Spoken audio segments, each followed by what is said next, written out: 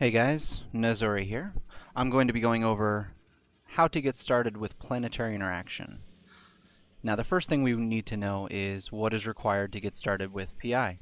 First thing we need is to check our skills. We need Command Center upgrades, interplanetary consolidation, planetology, and remote sensing is used for controlling your planets from a longer distance away. But level 4 is a good base for having decent PI. Now what we need is we're going to need to know what to make and how to make it. For that we're going to be using a website called Eveplanetscom. Now this is Eveplanets.com. What we're going to do is we're going to actually type in our solar system name into its database here. And it's going to tell us what planets are in our solar system, which we already know, but not only that, it's going to tell us what we can produce with those planets. For the example, we're going to be looking at these Ukami superconductors. We're going to be making just a part of these superconductors. For this example, we're actually, to look at this, these base bottom materials here, these are the raw materials that you're going to be gathering from the planet. With those raw materials, we're going to refine those into T1 products. These are the T1 products here. We take those T1 products, we combine them to make T2 products, and those T2 products we combine to make this final T3 product, which sells pretty well on the market, and that's how we make our money. For the example, we're going to be extracting suspended plasma and turning it into plasmoids, just a part of the recipe here.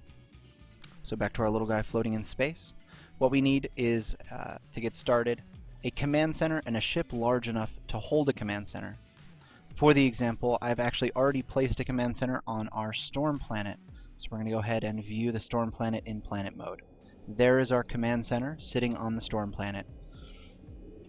After we place a command center, we're going to want to make sure to upgrade it. We basically just upgrade it to the highest level it's capable of, and this is depending on what our level in planetary interaction is.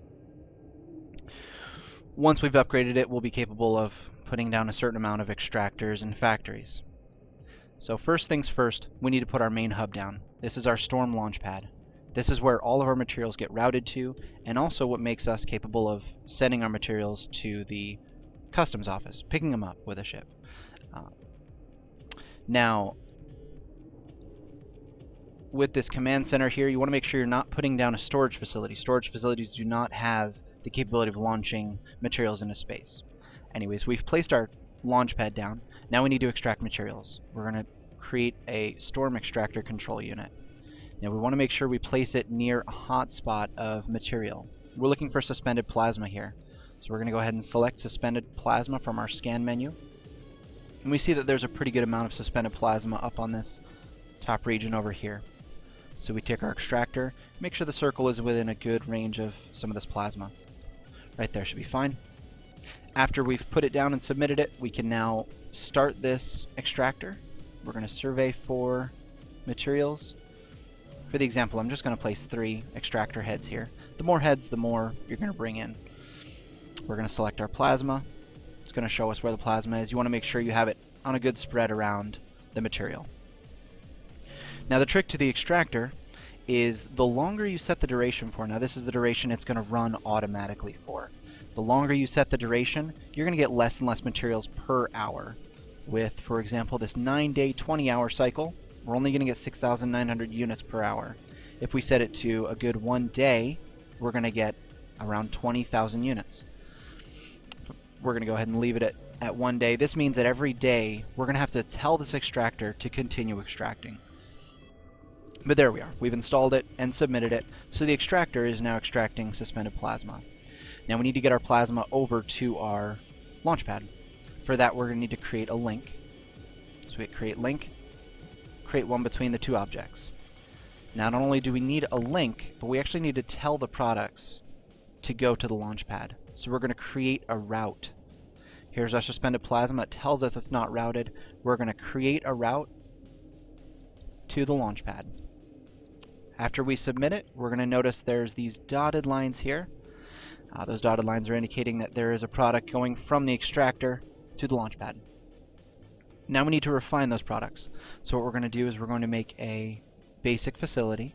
That's to make our T1 product. After we make the facility, we're going to have to tell it what to make. So we go to our schematics and find those plasmoids. There they are. Install. Now it tells us also these plasmoids aren't routed, so same idea. We're going to have to create a link and tell those plasmoids after you're done being made to go to the launch pad. There we are. Now we only have one way. We need to get the raw materials over to it. Same idea with the launch pad. A little different actually. With the launch pad, we're actually going to hit routes. Now in routes, we're going to see the suspended plasma. If you notice the orange line, the orange dotted line is indicated that that's what it's talking about, that route. We're going to take that and create a route over to the facility. After we submit it, we're going to take a look at these routes and notice there's not only an incoming but an outgoing of plasma. And you'll notice the dotted lines indicate that we have plasma coming in here, and then a material going to the basic, and also material coming back. This setup here is going to create plasmoids. Now when you create your planets, you're going to have a couple different basic factories to handle the amount of raw materials coming in. Now to make our T3 product, we're actually not going to do it all, but basically we would take a second material, aqueous liquids. If we remember, our recipe required aqueous liquids and suspended plasma, but you're going to mimic what we've done here with aqueous liquids. Send the aqueous liquids in, create water, and that's going to create two different T1 products, which you combine using an advanced factory to create a T2 product or a T3 product. If you check the schematics for our superconductors, you notice it requires water and plasmoids. So very simple. Using this recipe that we've done here, we would just route it to and back, and that's going to create our products. From this, you should have a pretty good basis or an idea of what to do with Planetary Interaction, and basically you just design your own planet to be as efficient as possible. And of course, the higher tier you make a product, the more money you're going to make. But yeah, thanks for watching.